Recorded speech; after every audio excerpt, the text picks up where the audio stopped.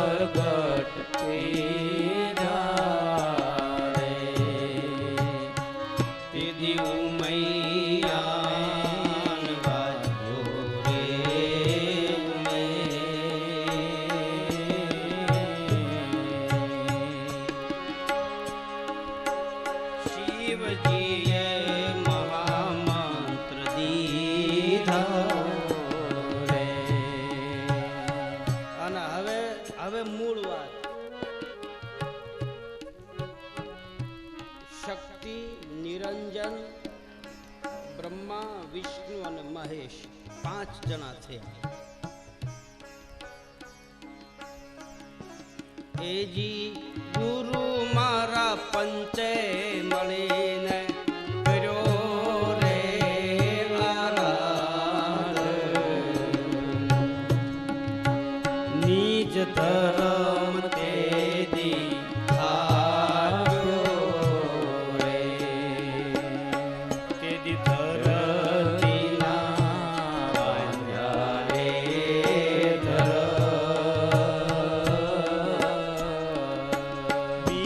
ધર્મ તેદી થાક્યો રે, બીજ ધર્મ તેદી થાક્યો રે, બીજ ધર્મ તેદી થાક્યો રે. તો આ ધર્મની સ્થાપના કરનાર કોઈ હોય તો એ આદિ ભગવાન શિવ અને ભવાની, ઉમા, પાર્વતી, શક્તિ, મહાકાલી, મહાલક્ષ્મી, એને જે કહેવું હોય તમે કહી શકો. બાકી શક્તિ વગર ધર્મ હાલતો નથી. એટલે જ રામદેવજી મહારાજે કીધું કે સતી વગર ધર્મ નહીં હાલે અને જતી પુરુષ વગર ધર્મમાં જામો નહીં પડે. સમન્વય કર્યો છે. એ જ ધર્મનું રક્ષણ કરવા માટે રામદેવજી મહારાજે અવતાર લીધો છે. એ ધર્મની માલપા અમુક વસ્તુની જરૂર પડશે એટલે ભગવાન શિવ રામદેવજી મહારાજને દેવા માટે પોકરણગઢની અંદર આવે છે. પોકરણગઢના રાજ દરબાર પાસે આવી ભગવાન શિવજીએ શ્રીંગીનાદ બજાવી અલખનો નાદ કર્યો છે. રામકથામાં ભગવાન શિવ રામને મળવા માટે આવે, કૃષ્ણ અવતારમાં આવે અને રામદેવ અવતારમાં આવે. કારણ કે મેં પહેલા કાલે પણ કહ્યું છે આપને કે આ કોઈ જુદા નથી, બધા એકના એક છે, કોઈ અલગ છે જ નહીં. એના સ્વરૂપો કદાચ જુદા હોય, બાકી બધાનું તત્વ તો એક છે. દ્વાર ઉપર ભગવાન શિવજી આવીને અલખ જગાવ્યો છે. માં મેણાદે હાથમાં થાળ લઈ ભગવાન શંકરને કહે છે કે બાપજી, મારા અહોભાગ્ય કહેવાય કે તમારા જેવા સંતના મને દર્શન થયા. કહો બાપજી, હું તમને શું આપું? ભગવાન શંકર કહે છે, માં, મેં સાંભળ્યું છે કે તારા ઘરે 2 કુંવરનો જન્મ થયો છે. એમાં એક કુંવરનું પ્રાગટ્ય થયું. એ વખતે તારા રાજભવનમાં કંકુના પગલા પડ્યા છે. આ એ બાળકના દર્શન કરવા માટે હું આવ્યો છું, તો તારા બાળકના દર્શન મને કરાય. માં મેણાદેને જરાક ડર લાગ્યો. કહે છે કે બાબા, તમારો આવો વેશ જોઈ અને મારા બાળકને ડર લાગે, મારા બાળકને નજર લાગે. માં મેણાદે કહે છે કે હું મારા દીકરાને તમારી સન્મુખ નહીં લાવું.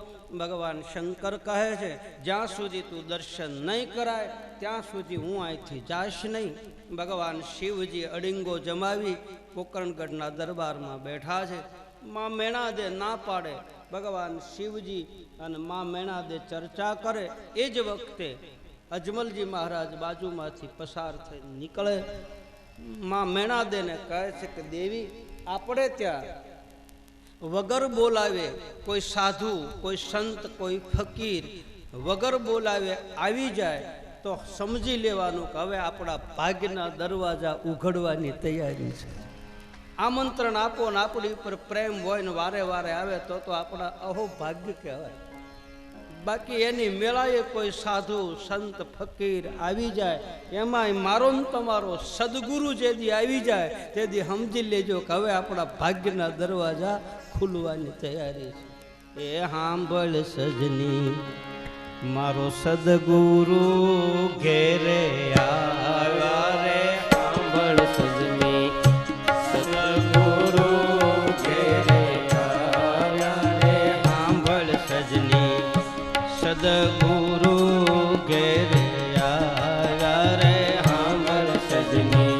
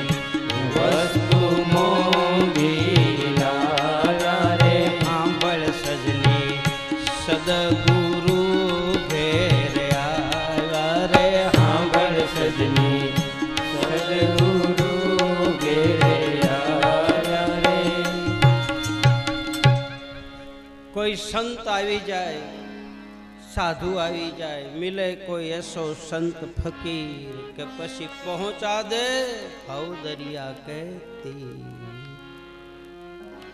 અતિથિ દેવો ભવઃ. આપણા ઉપનિષદના 4 સૂત્રો છે. તમે જો રામદેવ કથામાં 4 વસ્તુ બહુ આવે છે, બહુ 4 વસ્તુ બહુ આવે છે.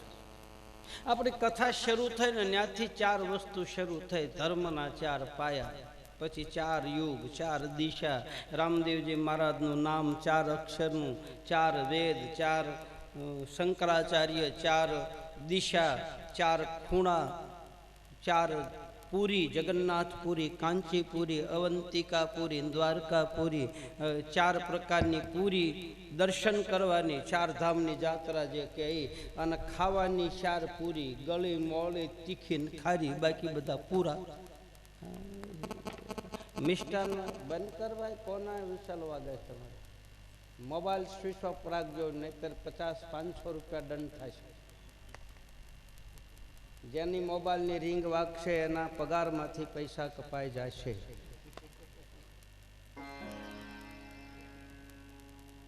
તમારે ચાલુ રાખવો હોય તો ચાલુ રાખો, અને બંધ રાખવો હોય તો બંધ રાખો. આપની મોજ. એ તો 500 રૂપિયા કપાઈ જાય એટલે બંધ કરવા જ પડે. ભલ ભલા કરે છે. તમે શું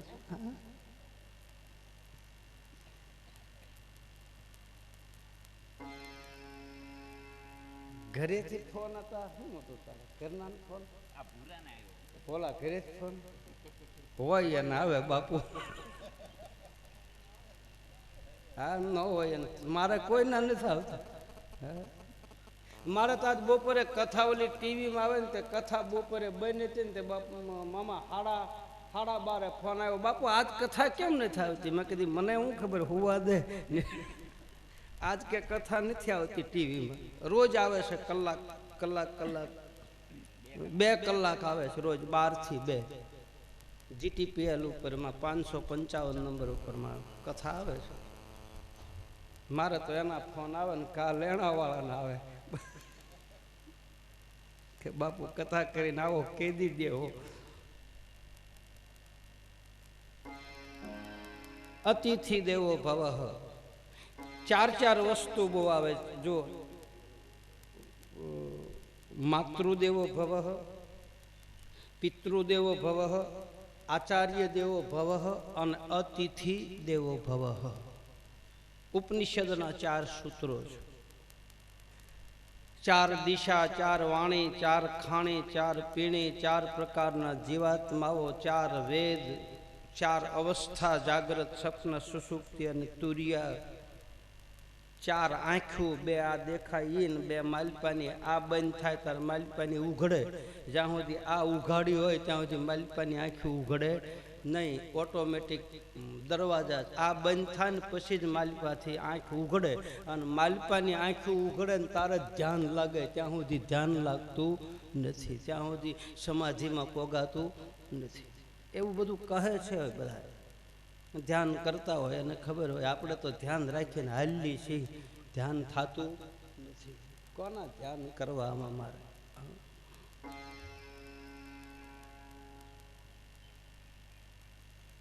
અતિથિ દેવો ભવઃ. કોઈ આવે મહેમાન આપણા આંગણે, અતિથિ આવે તો આપણા સદભાગ્ય ગણાય.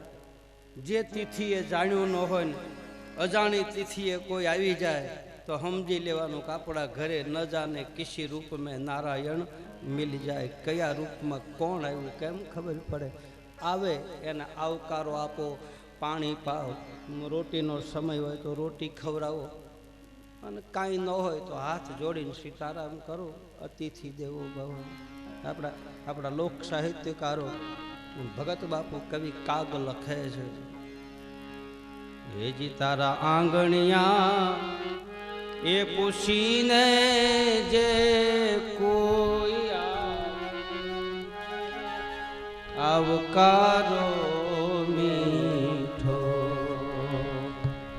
આપજે હેજી તારા આંગણિયા એ પૂછીને જે કોઈ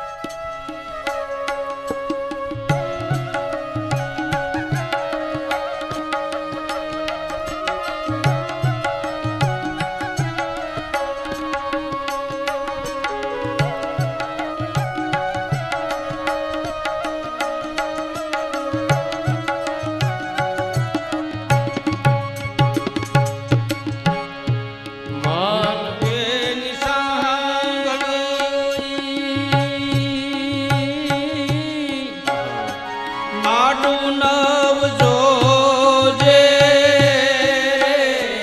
વાત એની સાંભળી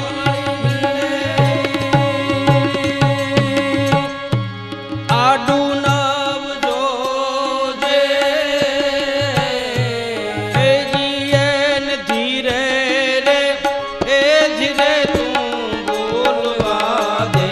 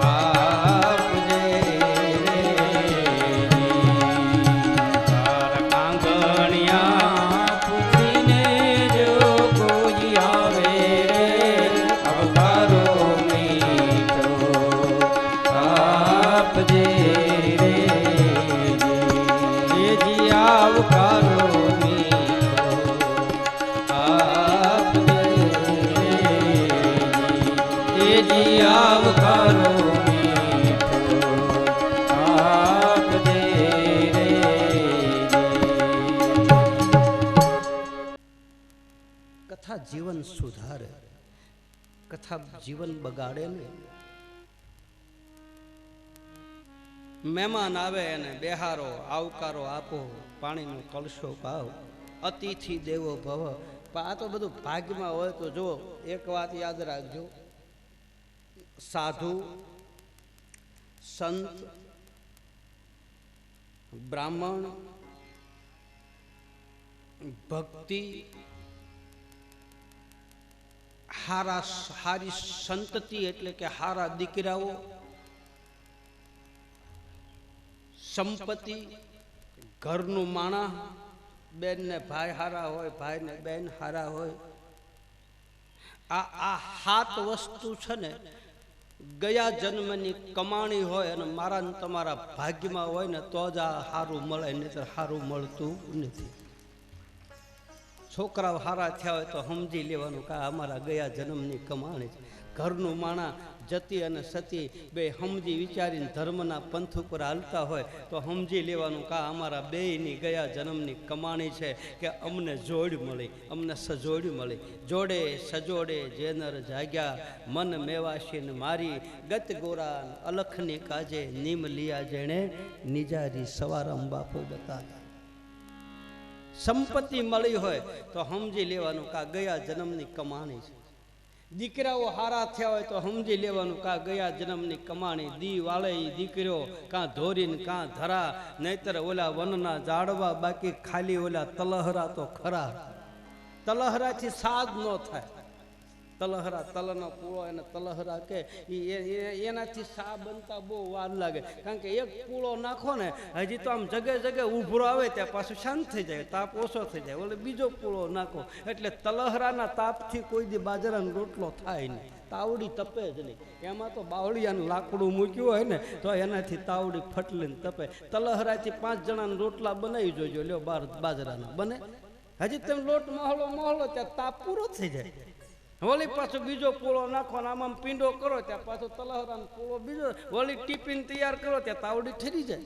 તલહરાથી કોઈ દી રોટલા ન થાય. રોટલા કરવા માટે તો બાજરાના બાવળિયાના એ ગાંડા બાવળના લાકડા હોય ને એક ઠૂઠું મૂકી દો માલપા અને કોલસા પડે અને તાવડી તેપેલી જ રહે, ભાઠો થઈ જાય. ભાઠો એના દેતવાય ન ઓલાય. રાખમાં ભારી દો ને તો એ દેતવા જગતા હોય. એ સુલાની આળગુણમાં હાથે ન નખાય. આમ દાજે આપણે ભાડ્યા ન હોય પણ રાખ આખી ગરમ થઈ ગઈ હોય. એટલે દી વાળે એ દીકરા કાં ધોરીને કાં ધરા, નહીતર વનના ઝાડવા ઓલા ખાલી તલહરા તો ખરા. સંતતિ મળે તો સમજી લેવાનું ગયા જન્મની કમાણી છે. ભક્તિ મળે તો સમજી લેવાનું પુણ્ય પુંજ બીનું મિલહી નહીં સંતા. પૂર્વના પુણ્યનો ઉદય થાય તારે ભક્તિ મળે. અને કોઈ સંત અને સાધુ આપણા ઘરે આવે તો સમજી લેવાનું કે આ અમારા ગયા જન્મની કમાણી છે, બાકી ભાગ્ય વગર કાંઈ મળતું નથી. એનું આપણા સંતો લખે છે, ભાગ્ય રે મળ્યો અમને સાધુ પુરુષનો